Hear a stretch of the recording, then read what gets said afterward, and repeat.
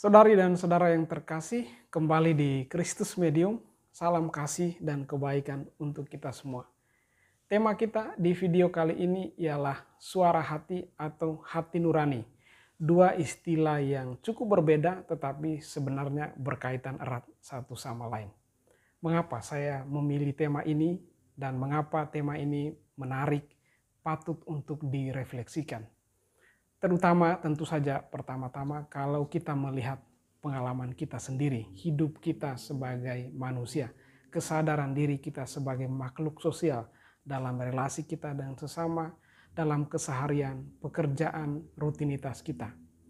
Tapi juga bagi saya menarik, karena kalau itu dihadapkan dengan fenomena sosial, politik yang kita dengar sehari-hari, yang kita simak terutama melalui media sosial.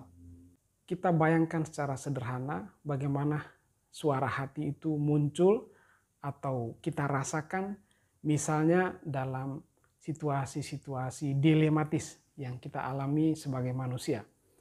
Dilema moral yang saya maksudkan, ketika orang dalam suatu situasi harus memilih untuk memilih tindakan baik, benar, adil secara moral atau melawannya. Kita bayangkan saja, misalnya seseorang berada dalam suatu lingkungan kerja yang sangat memungkinkan bagi dia untuk bertindak koruptif, KKN dalam lingkungan kerja. KKN menjadi sesuatu yang lumrah, yang berjalan, seolah-olah sebagai suatu sistem yang benar dalam lingkungan kerja itu. Dan mungkin ia juga mempunyai alasan untuk melakukan korupsi. Mungkin karena kebutuhan uang, mungkin karena terdesak secara ekonomis, entah harus membayar biaya rumah sakit yang mahal atau kebutuhan lain. Kita bayangkan saja. Maka bisa terjadi bahwa orang ini berada dalam suatu dilema yang sangat dalam. Dia harus memutuskan apakah mengikuti suara kebenaran atau mengikuti arus korupsi yang sudah menjadi lumrah dalam lingkungan kerja itu. Atau kita bayangkan suatu adegan, katakanlah tiba-tiba seorang prajurit bawahan yang biasa ditodong oleh komandannya, oleh pemimpinnya, dan pemimpinnya memerintahkan, kamu harus menembak rekanmu itu. Prajurit bawahan yang tidak tahu apa-apa ini tiba-tiba berada dalam suatu dilema yang sangat serius. Dia pada momen itu harus memutuskan apakah mau taat pada pemimpinnya, dan itu berarti dia tahu bahwa dia harus membunuh, menghabisi hidup seseorang. Dan itu bertentangan dengan nilai moral, nilai agama yang diyakininya. Atau dia berani melawan atasannya, dan itu berarti siap menanggung konsekuensi yang negatif baginya sendiri.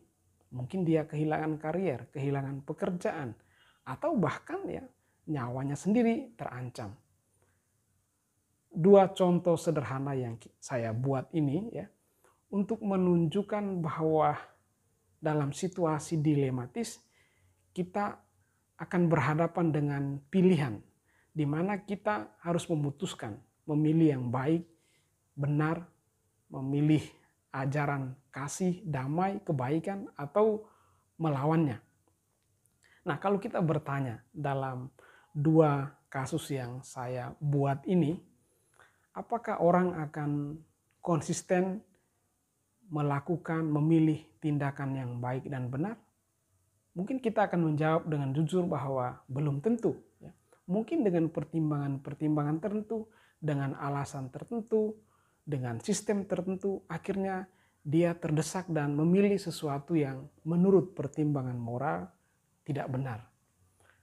Bisa terjadi bahwa orang itu pada akhirnya memilih untuk ikut ya dalam arus korupsi yang sudah berjalan. Atau dalam kasus yang kedua, orang itu terdesak sehingga pada akhirnya dia memilih untuk taat pada atasannya, dan karena itu ya membunuh orang lain, membunuh sesamanya. Nah, di sini kita melihat bahwa kita, orang yang melihat fenomena ini, kita tidak bisa memaksakan secara mutlak bahwa orang dalam situasi dilematis itu harus selalu secara konsisten memilih sesuatu yang baik dan benar secara moral. Tetapi kita di sini, tema kita tentang suara hati ini mau merefleksikan bahwa juga kalau orang itu sudah akhirnya memutuskan untuk memilih sesuatu yang buruk, yang jahat, dia tidak bisa menghindar dari apa yang kita sebut sebagai suara hati. Mengapa? Salah satu ciri yang penting dari suara hati ialah sifatnya yang mutlak. Suara hati itu seperti suatu suara personal yang berhadapan dengan kita. Suara hati itu tidak datang dari sesuatu yang di luar diri kita yang merekayasa. Suara hati tidak datang dari faktor-faktor yang di sekitar lingkungan kita. Faktor-faktor eksternal. Suara hati itu ya berada dalam hati kita, suatu pusat diri kita. Nah, di sini ya suara hati itu bersifat mutlak, sesuatu yang berbicara kepada kita, sesuatu yang selalu berhadapan dengan kita, sesuatu yang secara mutlak mengatakan bahwa bertindak adil itu lebih baik daripada tidak adil, bertindak jujur itu lebih baik daripada berbohong, memelihara kehidupan itu lebih baik daripada membunuh, berdamai itu lebih baik daripada berperang. Ya, jadi ada suara itu selalu muncul dalam diri kita, sesuatu yang sifatnya personal dan selalu berhadapan dengan kita. Oleh karena itu di sini ya apa yang disebut sebagai suara hati itu memang berakar pada hati nurani. Ya, hati nurani itu ya sumber yang mengalir, yang mengarahkan suara itu sehingga suara itu berbicara kepada kita. Tentu saja sekali lagi kita tidak selalu bisa mutlak, kita manusia ini milih yang baik dan benar atas pertimbangan-pertimbangan tertentu dengan akal budi kita, dengan pertimbangan-pertimbangan rasional kita bisa membuat pertimbangan. Tetapi sekali lagi pertimbangan itu bisa salah ya kalau dilihat dari ya kemutlakan ya suara hati yang berakar pada hati nurani kita. Nah, dalam poin ini mari kita merefleksikan bahwa suara hati yang berakar pada hati nurani itu tidak bisa disangka, tidak bisa ditolak, tetapi memang bisa direkayasa. Bisa direkayasa dengan kemampuan akal budi kita, dengan pertimbangan-pertimbangan rasional kita. Nah, di sini refleksi kita.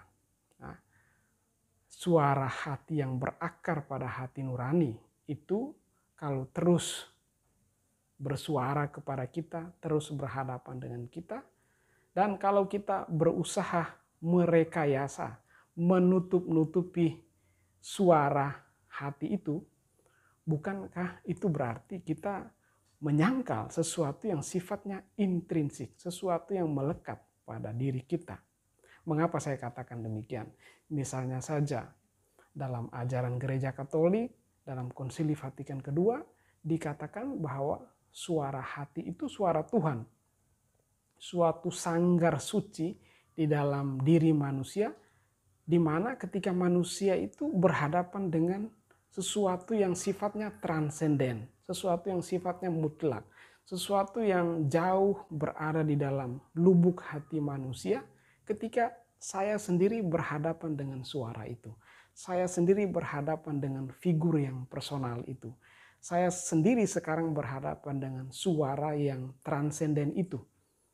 Yang tidak bisa saya sangkal. Juga kalau saya sudah berusaha merekayasa suatu tindakan jahat, suara itu akan ada dalam diriku, ada dalam hatiku. Tidak bisa saya hindari, meskipun bisa saya merekayasanya. Nah, ini sangat menarik kalau dilihat dari keyakinan iman Kristiani. Allah itu dekat dengan hati kita. Allah itu suara yang begitu dekat dengan diri kita. Kalau kata Agustinus ya, Allah itu lebih intim dengan aku daripada diriku sendiri. Itu mau mengatakan bahwa suara hati adalah suara Allah.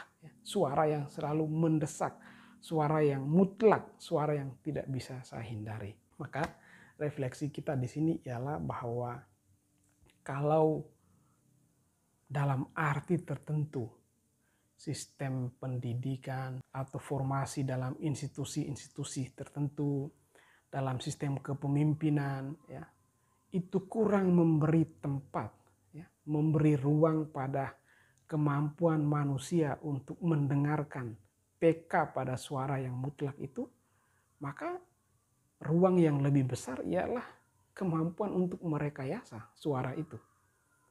Jangan-jangan kita lebih dibentuk dengan kemampuan-kemampuan berpikir, kemampuan-kemampuan bernalar yang tentu tidak buruk pada dirinya, tetapi yang lebih banyak digunakan untuk bisa merekayasa suara yang selalu berdengung, selalu secara independen terus, ya, menyerukan sesuatu yang baik, yang benar dalam diri kita.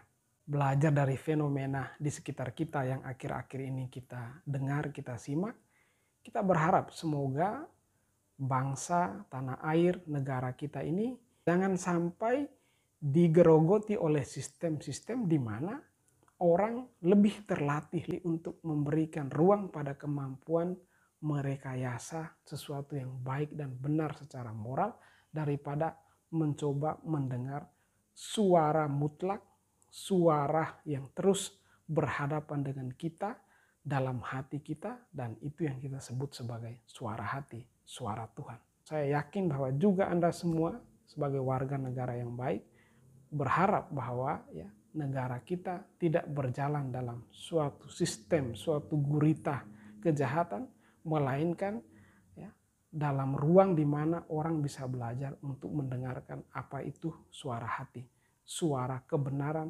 kebaikan moral, kebaikan etis, suara cinta kasih dan damai yang bisa juga dibahasakan dalam keyakinan agama sebagai suara Tuhan sendiri. Salam damai, salam kasih, salam cinta kita yang besar pada negara Republik Indonesia.